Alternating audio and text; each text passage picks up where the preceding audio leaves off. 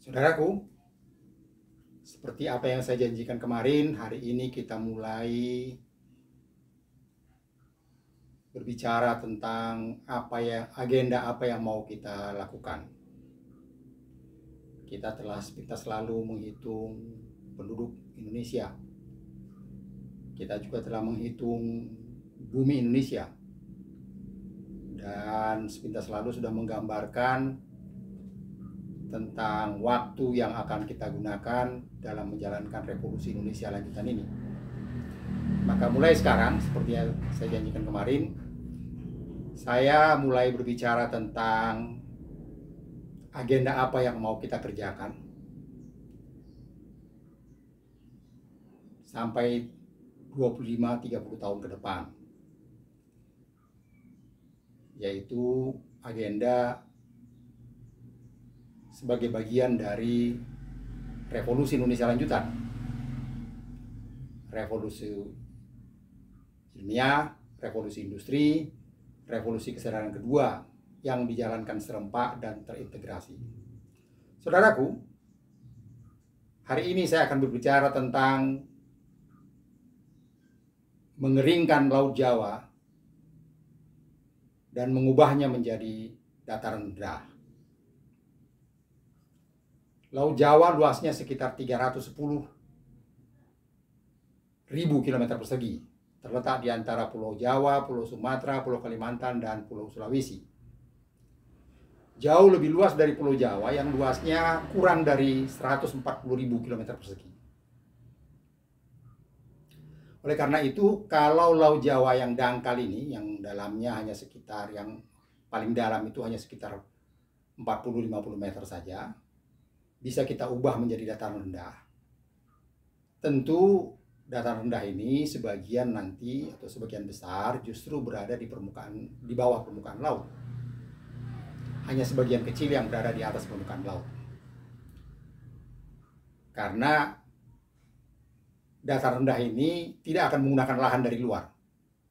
Dia dibuat hanya menggunakan lahan yang ada, pasir yang ada di Laut Jawa itu sendiri. Saudaraku, dengan kemampuan teknologi yang tentunya harus kita kembangkan, kita akan menciptakan alat-alatnya dulu.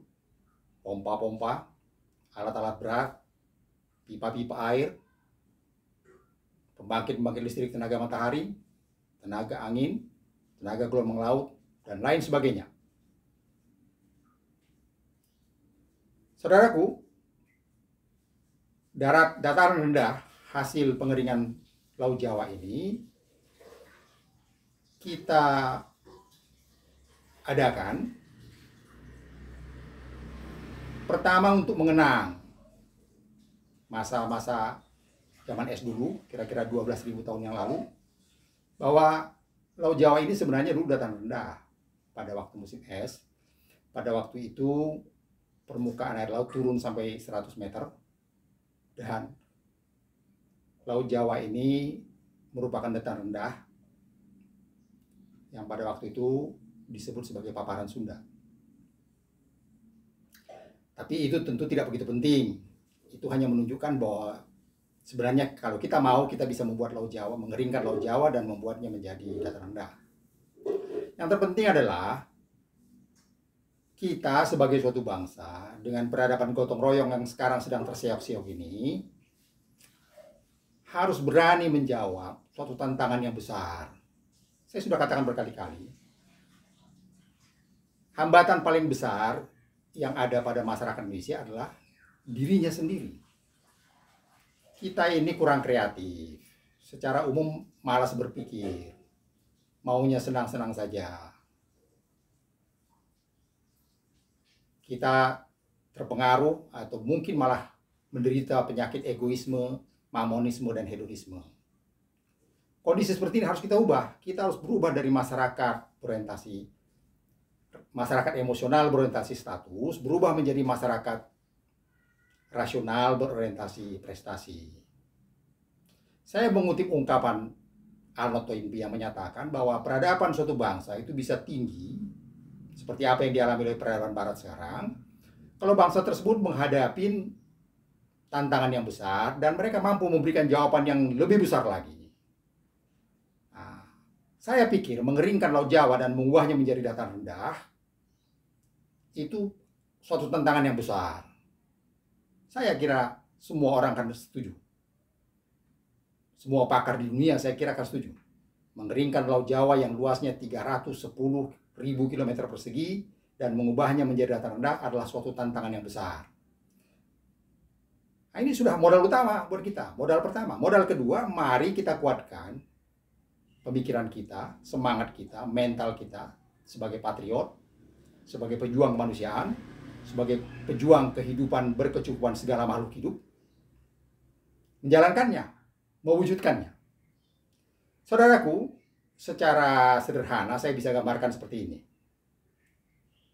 Untuk mengubah Laut Jawa yang katakanlah kita akan ubah seluas 300.000 km persegi. Laut Jawa menjadi dataran rendah.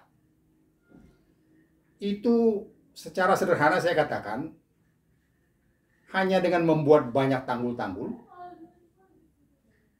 menggunakan pasir-pasir yang ada di sekitarnya, di Laut Jawa itu sendiri. Tanggul-tanggul ini barangkali lebarnya sekitar 10 km persegi.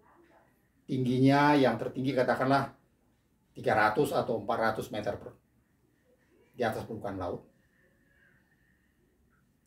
Dan untuk membuat tanggul yang tinggi itu, kita gali laut itu. Baik di luar maupun di dalam daratan nanti. Katakanlah di dalam dataran rendah itu nanti, ada bagian yang dalamnya sampai 300 meter misalnya. Untuk membuat seperti ini dibutuhkan banyak tenaga, banyak orang pintar, banyak orang kreatif, dan lain sebagainya. Selain itu juga dibutuhkan banyak alat. Nah, peralatan inilah yang sekarang harus kita buat. Yang kita malas membuatnya selama ini. Kita hanya setengah tingkat di atas kerbau. Ya, kerbau itu punya alat, yaitu tali di lehernya. Tapi kerbau tidak pernah membuat tali di hidungnya itu. Oleh karena itu kerbau selalu dikendalikan oleh si pemilik kerbau, si pembuat tali, dan kemudian memasang talinya itu di leher kerbau. Saya khawatir bangsa Indonesia ini juga bisa seperti itu. Kalau kita hanya selalu menggunakan alat yang kita impor dari negara-negara maju, saya khawatir kita ini seperti kerbau yang hidungnya diikat, dicocok, diikat oleh negara-negara maju, dan kita ditarik ke sana kemari semau mereka. Nah, sekarang tantangan ini harus kita jawab. Kita tidak mau lagi seperti itu. Kita manusia juga seperti mereka. Kita buat alatnya. Mulai dari pompa-pompa sederhana sampai pompa-pompa yang canggih. Pembangkit listrik, tenaga angin, tenaga sinar matahari, tenaga gelombang laut, tenaga biodiesel, dan lain sebagainya. Kita tidak perlu menggunakan fosil misalnya.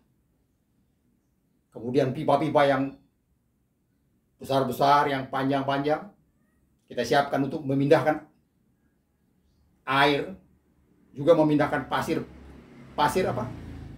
air berpasir untuk membentuk tanggul-tanggul. Memang tampaknya sulit ya, bagaimana membentuk tanggul yang lebarnya 10 km dan kemudian tingginya sampai ada yang 200-300 meter. Tentu besar. Tapi kalau itu dikerjakan oleh 100.000 pompa misalnya, yang dikendalikan oleh 1 juta orang, ceritanya akan lain. Apalagi kalau pompa-pompa tersebut canggih, bisa memindahkan air beserta pasir-pasirnya sekaligus, bekerja 24 jam dalam satu hari. Saya pikir itu bukan sesuatu yang sulit. Persoalannya banyak bagi bangsa kita ini, baik dia masyarakat biasa maupun pejabat negara, terutama pejabat negara yang pengkhianat bangsa, yang koruptor ini, malas berpikir. Di kepalanya itu yang ada dari pagi hingga sore hingga pagi lagi itu hanya korupsi.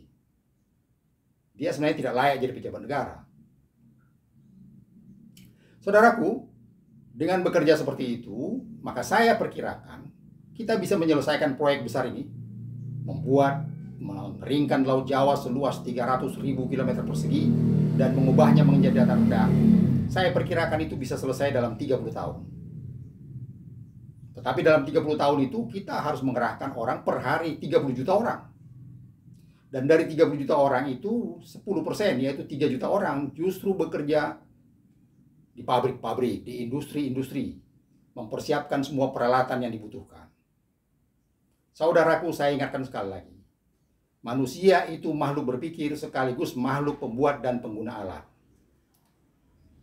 Jangan jadi manusia kalau tidak mau membuat dan menggunakan alat. Jangan jadi suatu bangsa merdeka kalau malas membuat dan menggunakan alat. Jadi bagus bermetamorfosis saja menjadi yang lain, atau menjadi hewan, atau menjadi tumbuhan, atau menjadi keledai, atau menjadi kerbau sekalian. Kalau berani menyatakan bangsa ini bagian dari bangsa Indonesia, mari kita berpikir cerdas, kreatif, dan bersamaan dengan itu kita membuat alat-alat yang dibutuhkan. Baik yang kita butuhkan maupun yang dibutuhkan oleh masyarakat dunia. Juga yang dibutuhkan oleh hewan-hewan dan tumbuh-tumbuhan dalam kerangka kehidupan yang berkecukupan ini. Kita harus berani seperti itu. Saya perkirakan dalam 30 tahun kerja besar ini selesai. Mengerahkan 30 juta orang dalam setiap hari. 10%, yaitu 3 juta orang berada di pabrik-pabrik, di industri-industri, mempersiapkan semua peralatan yang mudah digunakan. Mulai dari peralatan sederhana sampai peralatan yang canggih. Peralatan ringan sampai peralatan berat. Manusia Indonesia harus berubah. Kita harus berubah.